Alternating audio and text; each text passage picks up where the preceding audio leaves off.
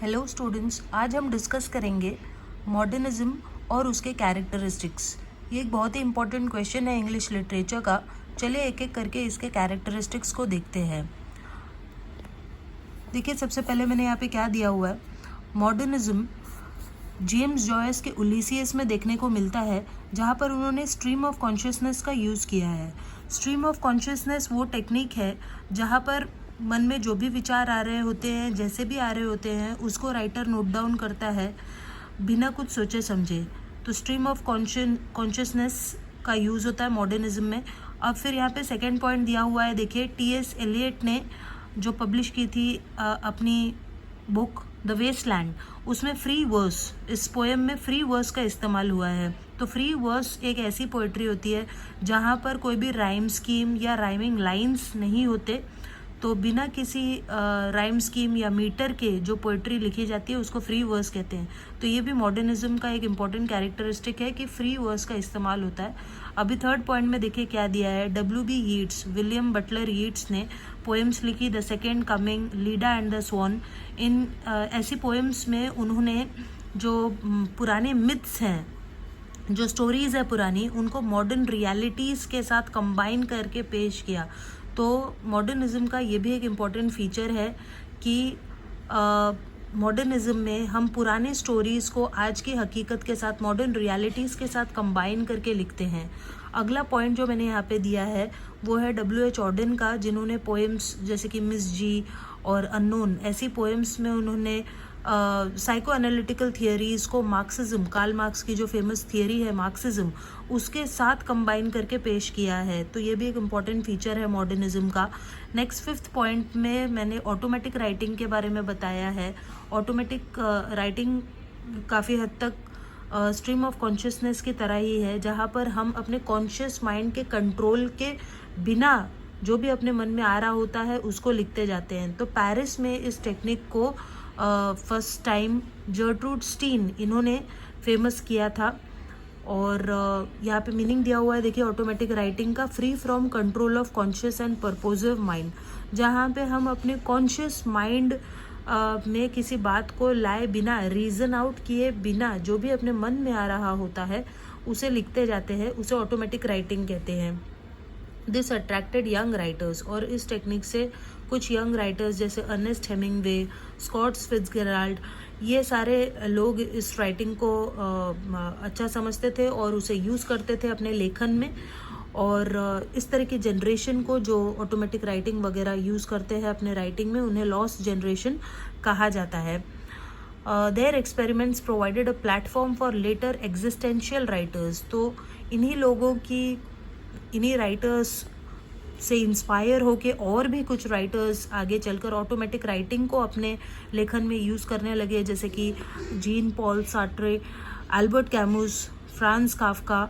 इन्होंने इस तरह की टेक्निक्स को यूज़ किया और कुछ अजीब फॉर्म्स, अब्सर्ड फॉर्म्स, यानी कि कुछ अजीब फॉर्म्स को इन्वेंट किया अपने राइटिंग में, जिनसे हम मीनिंगलेसनेस ऑफ लाइफ, यानी कि हम अपनी ज़िंदगी कितनी मीनिंगलेस है और जीने का कोई मतलब नहीं है। आदमी पैदा होता है, उसके साथ ही उसके मरने के दिन की शुरुआत हो जाती है।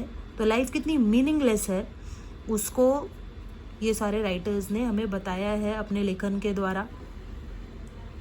नेक्स्ट जो इम्पोर्टेंट फीचर है वो है सिम्बोलिज्म। तो सिम्बोलिज्म का क्या मतलब होता है लिटरेचर में?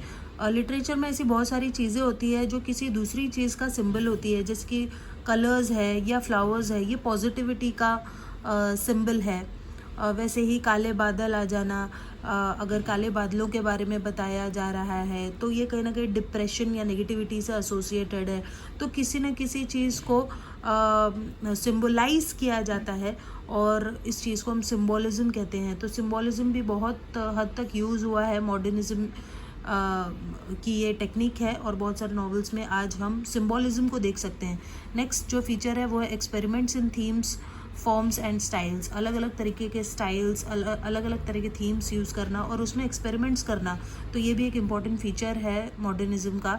नेक्स्ट है रिजेक्शन ऑफ द ट्रेडिशनल। तो जैसे पुरानी तरह की नॉवेल्स लिखी जाती थी और एक हीरो है, एक हीरोइन है, एक एंटागनिस्ट यानी कि एक दुश्मन है, इस तरह के जो ट्रेडिशनल तरह के नॉवेल्स है उसको आज रिजेक्ट करके कुछ नया लिखने की एक सोच है राइटर्स में। तो ये भी एक मॉडर्निज्म का फीचर है, रिजेक्शन ऑफ द ट्रेडिशनल, यानी पुराने को रिजेक्ट करके नए को इन्वेंट करना। 9th पॉइंट में देखिए क्या बताया, use of urban images and urban realities. तो आज शहर में जब हम रहते हैं, अर्बन यानी कि शहर, तो शहर की क्या रियलिटी है, शहर में हम क्या चैलेंजेस को फेस करते हैं, उनके बारे में भी यहाँ पर बताया जाता है। मॉडर्निज्म की जितनी भी नॉवेल्स है उसमें अर्बन रियलिटीज़ को भी पेश किया जाता है। नेक्स्ट 10th पॉइंट में देखिए क्या दिया है, focus on common man and his ordinariness. तो आज जो आम आदमी है वो कितना ऑर्डिनरी है। हम बचपन में कितना भी सोच ले कि हम आगे चलकर कुछ, क्या पता कुछ बहुत महान कर जाएं या कुछ हो जाए, अपने साथ कोई चमत्कार हो जाए, लेकिन जैसे जैसे बड़े होते हैं पता चलता है कि ऐसा कुछ भी नहीं है, हम बड़े ही आम हैं।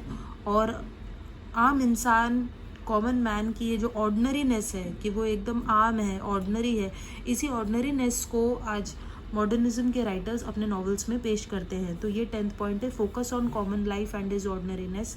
फिर 11th पॉइंट है, फ्रैगमेंटेशन ऑफ मैन। फ्रैगमेंटेशन का मतलब है अलग थलग हो जाना। तो इंसान का कोई भी नहीं होता, इंसान को अपना सपोर्ट खुद ही बनना पड़ता है और वो फ्रैगमेंटेड है। ओके, उसका कोई सपोर्ट करने वाला कोई नहीं है और उसे अपना ध्यान खुद देना है। तो फ्रैगमेंटेशन ऑफ मैन, तो इस तरह के कुछ नेगेटिव थीम्स भी मॉडर्निज्म का हिस्सा है। नेक्स्ट जो 12th पॉइंट है वो है protagonist as a lost figure. अभी लिटरेचर में दो लोग होते हैं, एक होता है प्रोटैगनिस्ट और एक होता है एंटागोनिस्ट। तो जो प्रोटैगनिस्ट होता है वो किसी भी नॉवेल का हीरो होता है और एंटागोनिस्ट जो होता है वो विलेन होता है। तो जो हीरो है, मॉडर्निज्म के जितने भी नॉवेल्स हैं, ट्रेडिशनल नॉवेल्स की तरह हीरो को हीरो की तरह पेश नहीं किया है। प्रोटैगनिस्ट यानी कि हीरो को एक लॉस्ट फिगर, एक ऐसे इंसान के तौर पे पेश किया है जो कि लॉस्ट है और ट्रेडिशनल नॉवेल्स की तरह हर बार उसके साथ अच्छा ही हो रहा है या वो जीत ही रहा है, ऐसा नहीं दिखाया गया। और जो एक्चुअल में होता है, रियल लाइफ में होता है कि एक इंसान के साथ भले वो कितना भी अच्छा हो, उसके साथ बुरा भी हो सकता है या उसका लोग साथ नहीं दे रहे, उसके साथ नेगेटिव चीज़ें हो रही है, इस चीज़ को यानी रियलिटी को दर्शाया गया है। तो एक हीरो कैसे एक आज के ज़माने में एक लॉस्ट फिगर बन गया है, इसको भी दिखाया गया है। और फिर 13 जो लास्ट पॉइंट मैंने लिखा है, themes of loss and confusion. तो आज के ज़माने में सभी लोग डिस्ट्रैक्टेड हैं, सभी लोग एट अ लॉस फील करते हैं अपने आप को कि मैंने बहुत कुछ खो दिया है, ऐसा महसूस करते हैं और कंफ्यूज रहते हैं। तो मॉडर्निज्म के नॉवेल्स में ये भी एक कैरेक्टरिस्टिक उभर कर आता है जो कि है लॉस एंड कन्फ्यूजन। इस तरीके से मैंने आपको यहाँ पे 13 पॉइंट्स नोट डाउन करवा दिए हैं। इसको आप रेफ़र कर सकते हैं, लिख सकते हैं और इनकेस कोई डाउट है तो आप पूछ सकते हैं। ओके, तो मिलते हैं नेक्स्ट वीडियो में, तब तक के लिए थैंक यू।